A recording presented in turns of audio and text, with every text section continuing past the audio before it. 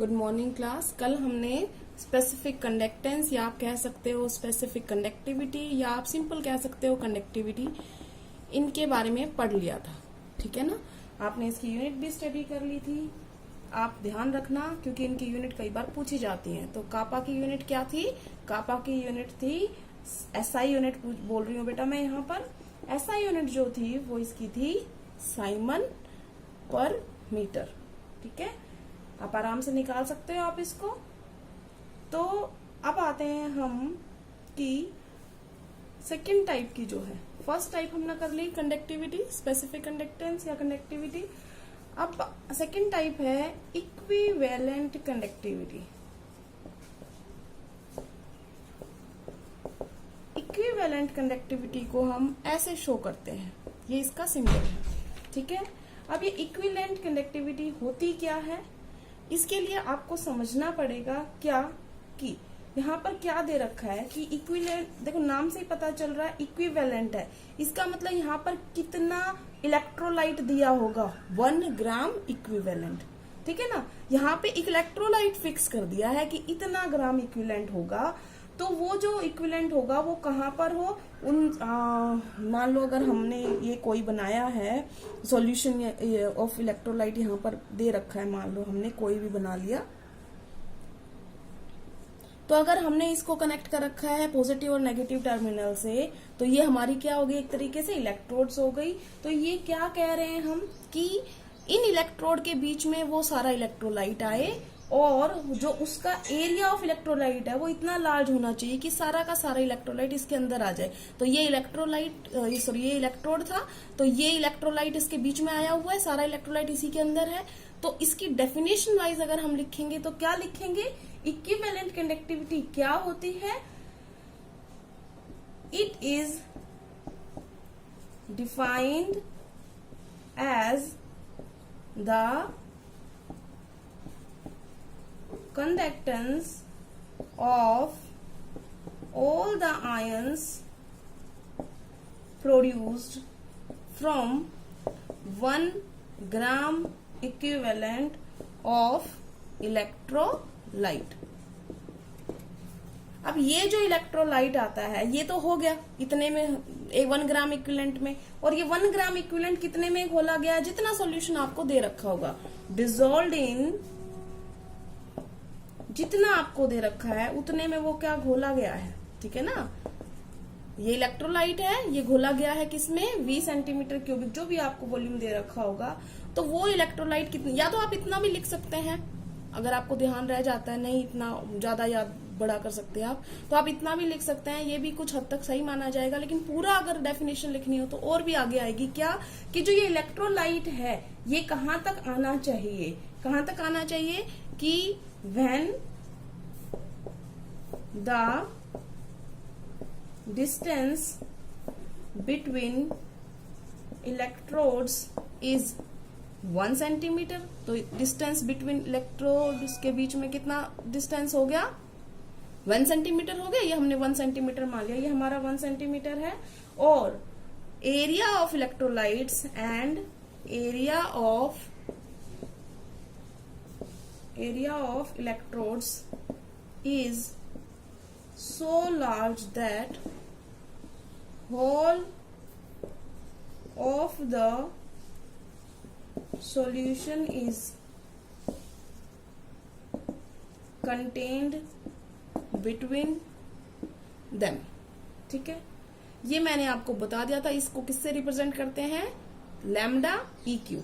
ठीक है, इसे लैम्डा बोल रहे हैं हम। तो ये हो गया हमारा। अगर आपको इतना पूरा याद नहीं होता तो आप सिंपल इतना याद रख लो, इक्विवेलेंट से मतलब कितना इलेक्ट्रोलाइट लिया, 1 ग्राम इक्विवेलेंट। आप इतना भी लिख सकते हैं कि defined as the conductance of all the ions produce from 1 gram equivalent of the electrolyte. लेकिन पूरी प्रॉपर डेफिनेशन के हिसाब से उन इलेक्ट्रोड्स के बीच में 1 सेंटीमीटर का डिफरेंस होना चाहिए और वो सारा इलेक्ट्रोलाइट इसमें आ जाए इतने एरिया में। तो बेटा ये एरिया इतना भी हो सकता है, अगर मैं इसको आगे बढ़ाना चाहूं तो ये चीज ना 1 सेंटीमीटर रहेगी, लेकिन ये चीज कितनी भी हो सकती है। ज्यादा इलेक्ट्रोलाइट होगा तो आगे तक बढ़ सकता है, और ज्यादा होगा तो और आगे तक बढ़ सकता है, लेकिन जो इलेक्ट्रोड्स के बीच में डिफरेंस होगा वो कितना है, वो 1 सेंटीमीटर का डिस्टेंस है दोनों के बीच में सेपरेशन। बाकी वो सॉल्यूशन उन इलेक्ट्रोलाइट्स के बीच में आ जाए 1 सेंटीमीटर के गैप में, एरिया कितना भी ले ले वो कोई लिमिट नहीं है। ठीक है, तो ये हो गया हमारा इसकी डेफिनेशन किसकी, इक्विवेलेंट कंडक्टिविटी की। अब इक्विवेलेंट कंडक्टिविटी का अगर मैं सीधा फॉर्मूला लिखना चाहूं तो क्या लिखूंगी, जो मोस्टली यूज होता है फॉर्मूला, तो इसका मैथमेटिकली हम लिख सकते हैं लैम्डा EQ, मतलब equivalent conductivity is equal to, ये है स्पेसिफिक कंडक्टिविटी जो थोड़ी देर पहले आई थी, इन दोनों के बीच में रिश्ता है, और क्या रिश्ता है, 1000 अपॉन में n। अब ये 1000 बाय में n क्यों लिखा है, क्योंकि यहाँ पर जो कुछ ग्राम इक्विवेलेंट्स हैं वो कितने में प्रेजेंट थे, हमने माना कि एक लीटर में प्रेजेंट है, तो ठीक है, तो हमने 1 ग्राम इक्विवेलेंट निकाल लिया। ये कितने में होता है, नॉर्मेलिटी का मतलब क्या होता है कि number of gram equivalents dissolve पर लीटर ऑफ द सॉल्यूशन। ठीक है, हमें 1 लीटर में चाहिए कितने ग्राम इक्विवेलेंट्स हैं, हमने यहां से नॉर्मेलिटी से पता कर लिए। हमारे डेफिनेशन में क्या है, 1 ग्राम इक्विवेलेंट, तो आप उसको क्या डिवाइड कर दोगे, n से डिवाइड कर दोगे। बात समझ में आ गई, क्यों, देखो जैसे फॉर एग्जाम्पल किसी के अंदर 20 ग्राम इक्विवेलेंट्स हैं, 20 gram equivalent present in 1000 millilitre. ठीक है, तो एक में कितना मौजूद होगा, 1 ग्राम इक्विवेलेंट कितने में मौजूद होगा, 1000 बटे में 20 करोगे ना, तो 20 क्या थी, ग्राम इक्विवेलेंट्स प्रेजेंट थे 1 लीटर में, तो इसका मतलब ये क्या थी, एक तरीके से नॉर्मेलिटी थी, तो इस वजह से हमने इसको डिवाइड कर दिया। और कंडक्टिविटी तो है ही आयंस की वजह से, तो ये हमने 1 ग्राम इक्विवेलेंट के लिए ये टर्म यूज कर दी, 1000 बाय n। ठीक है, समझ में आ गई होगी। तो अब हम इनको लिख लेते हैं कि ये क्या क्या है, वेयर लैम्डा EQ क्या है बेटा, इक्विवेलेंट कंडक्टिविटी। कापा क्या है, ये आपको पता ही है, कल बताया था, क्या है ये, स्पेसिफिक कंडक्टिविटी। और उसके बाद n क्या है, नॉर्मेलिटी ऑफ सॉल्यूशन। ठीक है, इतना समझ में आ गया। अब बात करते हैं हम इसकी यूनिट्स की। कापा की यूनिट क्या थी, क्योंकि ये कापा बटे में n है ना, तो कापा की यूनिट आपको पता है, अभी थोड़ी देर पहले लिखवाई थी, कितनी थी, साइमन पर सेंटीमीटर। अगर हम ऐसा ही नहीं कर रहे तो साइमन पर सेंटीमीटर ले लेंगे, को मोस्टली सेंटीमीटर क्यूबिक में होते हैं सारे सॉल्यूशन। तो अब यहाँ पर कापा की हम वैल्यू लिख रहे हैं साइमन पर सेंटीमीटर। ठीक है, इतना हमने लिख लिया। उसके बाद ये क्या था बेटा, वॉल्यूम के लिए सिंपल था, जो नॉर्मेलिटी क्या थी, ग्राम इक्विवेलेंट्स पर लीटर ऑफ, पर लीटर मतलब नॉर्मेलिटी की यूनिट्स क्या लिखते हो आप बेटा, ग्राम इक्विवेलेंट्स अपॉन में लीटर। लीटर को हम किस में कन्वर्ट कर लेंगे, सेंटीमीटर के क्यूब में। आप इसको डिवाइड कर दो, नॉर्मेलिटी की इक्वेशन लिख दी ना। अब या तो आप n लिख दो यूनिट, वो तो आप समझाओगे नहीं, ये n अगर आपने लिख दी तो समझ में नहीं आएगा ना कि n क्या है, तो हम उसको ओपन करके लिख रहे हैं कि number of gram equivalents present per litre of the solution. Litre को हमने किस में ले लिया, सेंटीमीटर क्यूबिक में, क्योंकि हम SI नहीं लिख रहे हैं, हम नॉर्मल लिख रहे हैं। अगर SI लिखेंगे तो हम उसको कन्वर्ट कर लेंगे, कोई बड़ी बात नहीं है। तो इसकी नॉर्मेलिटी की यूनिट क्या आई, ग्राम इक्विवेलेंट्स पर सेंटीमीटर क्यूबिक। इसको हम इसमें पुट करेंगे तो क्या आ जाएगी, यहाँ पर है ग्राम इक्विवेलेंट्स और नीचे क्या था, सेंटीमीटर क्यूबिक। तो अब देखो ये -1 है, ये 3 है, तो कितना बच जाएगा, साइमन सेंटीमीटर का स्क्वायर, और ग्राम इक्विवेलेंट्स को हम लिख सकते हैं इक्विवेलेंट -1। इसको आप सिंपल ग्राम इक्विवेलेंट्स भी लिख सकते हैं, सिंपल इक्विवेलेंट भी लिख सकते हैं, जो आपकी मर्जी। अगर आप ये लिखना चाहें तो ये भी लिख सकते हैं, आप EQ लिखना चाहें तो EQ भी लिख सकते हैं, दोनों एक ही बात है। ग्राम इक्विवेलेंट्स मतलब इक्विवेलेंट्स के लिए बात हो रही है। तो आपको इसकी यूनिट भी समझ में आ गई होगी। अगर कोई आपसे पूछता है SI यूनिट, इसकी अगर कोई आपसे क्या पूछता है, SI यूनिट, ये तो हमने CGS सिस्टम में निकाली है ना। SI यूनिट है तो आपने कुछ नहीं करना, तो ये तो रहेगा ही साइमन। सेंटीमीटर की स्क्वायर पे क्या आ जाएगा, मीटर का स्क्वायर। और यहाँ पे क्या आ जाएगा, ग्राम इक्विवेलेंट्स तो या किलोग्राम इक्विवेलेंट्स, इसीलिए मैं कह रही थी आप इसको सिंपल क्या लिख लो, इक्विवेलेंट लिख लो, हमारा दिक्कत ही नहीं रहेगी कि ग्राम लिखना है कि किलोग्राम लिखना है। तो ये हमारी एसआई यूनिट हो जाएगी। समझ में आ गई। तो यहाँ पर दो चीजें जो आपको याद रखने लायक है, एक तो बेटा इसकी डेफिनेशन पेपर में तीनों की इंपॉर्टेंट है, पूछी जाती है, दूसरा इनकी यूनिट्स पूछी जाती है, और तीसरा कई बार न्यूमेरिकल्स भी इनमें से आ जाते हैं। ठीक है, अब आते हैं हम थर्ड टाइप की कंडक्टिविटी पर। तो अब आते हैं हम थर्ड पर, वो है मोलर कंडक्टिविटी। इसको हम लैम्डा और स्मॉल एम से डिनोट करते हैं। अब बात करते हैं, ये सेम टू सेम वैसे ही है जैसे वो थी। देखो मोलर का मतलब क्या होगा, अब यहाँ पर ग्राम इक्विवेलेंट की जगह पे क्या आ जाएगा, 1 मोल, बस इतना ही चेंज करना, बाकी वही है। It is defined as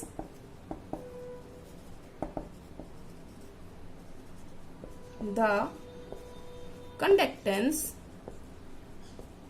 of all the ions produced from molar का मतलब 1 mole of electrolyte dissolved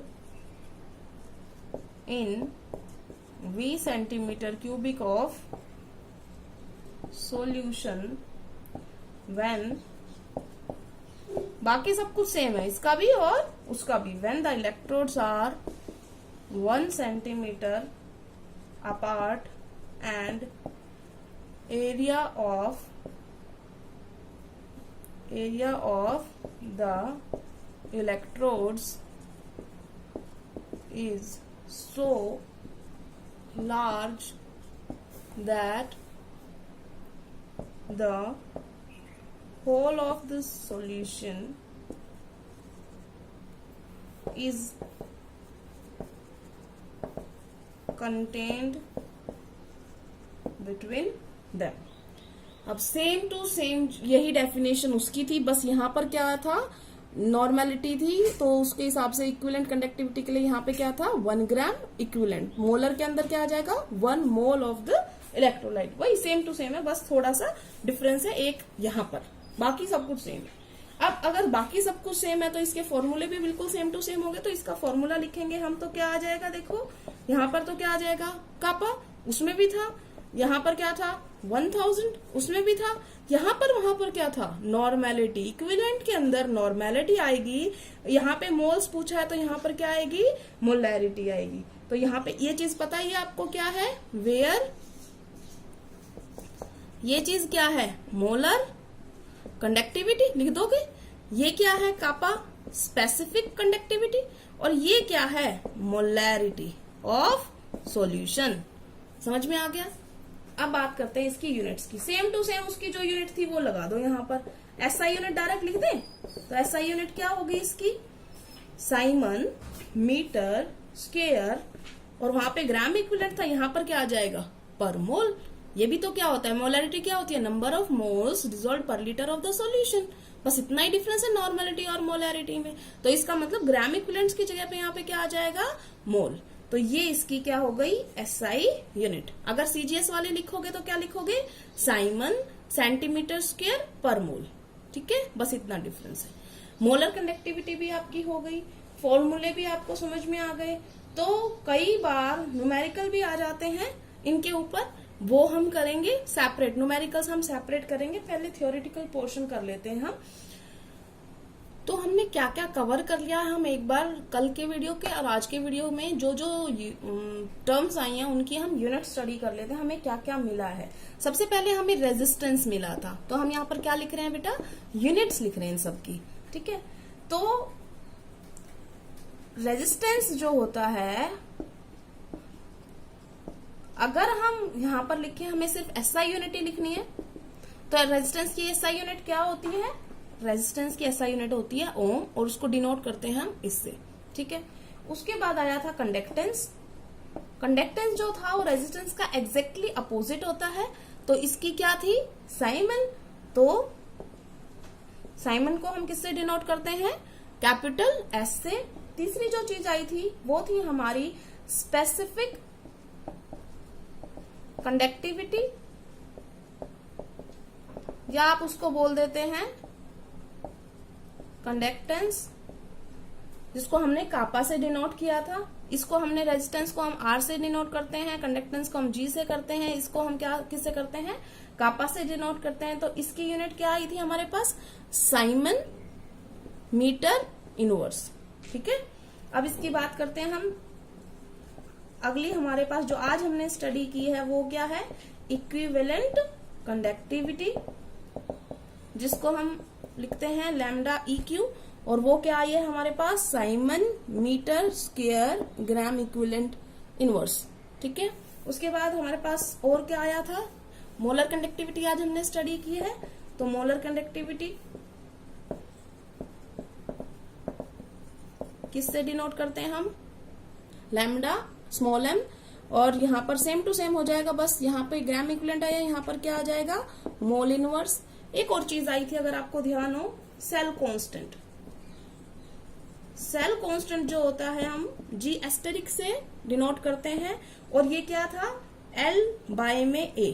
तो L की यूनिट क्या होती है, मीटर, एरिया की क्या होती है, मीटर का स्क्वायर, तो इसकी क्या यूनिट हो जाएगी, मीटर इनवर्स। तो जितनी भी टर्म्स आई थी हमने उनकी कर ली है यूनिट्स। SI मोस्टली कई बार पूछी जाती है, तो इन तीनों की पूछी जाती है, तो आप इनकी यूनिट्स अच्छी तरीके से ध्यान रखें। और कल हम न्यूमेरिकल्स का पूरा जो लेक्चर होगा हमारा न्यूमेरिकल से रिलेटेड होगा, इनसे जो रिलेटेड है। ठीक है, थैंक यू क्लास।